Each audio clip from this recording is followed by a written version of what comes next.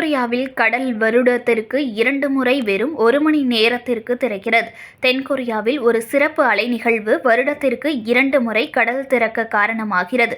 இதனால் ஜிங்கோ மற்றும் மோடோ தீவுகளுக்கு இடையில் குறுகிய காலத்திற்கு சுதந்திரமாக செல்ல முடியும். இந்த நிகழ்வு இயற்கையாகவே நடக்கிறது. இந்த தரைப்பாலம் வருடத்திற்கு சில முறை மட்டுமே அலைகள் குறையும் போது தோன்றும். பொதுவாக வசந்த கால அலைகளின் போது இந்த சாலை திறக்கிறது. மிராக்கிள் கடல் சாலை ஜின்டோ தீவை மோடோ தீவுடன் இணைக்கும் ஒரு குறுகிய நிலப்பாதையாகும். இந்த சாலை சுமார் 2.9 கிலோமீட்டர் நீளம் மற்றும் 40 மீட்டர் அகலம் கொண்டது. இது ஜின்டோ மிராக்கிள் கடல் சாலை விழா என்று அழைக்கப்படும் உள்ளூர் திருவிழாவுடன் கொண்டாடப்படுகிறது. இந்த திருவிழாவை காண உலகெங்கும் சுற்றுலா பயணிகள் குவிந்து வருகின்றனர். பெரும்பாலும் பாரம்பரிய உடைகளை அணிந்து பாதையில் நடந்து செல்கின்றனர்.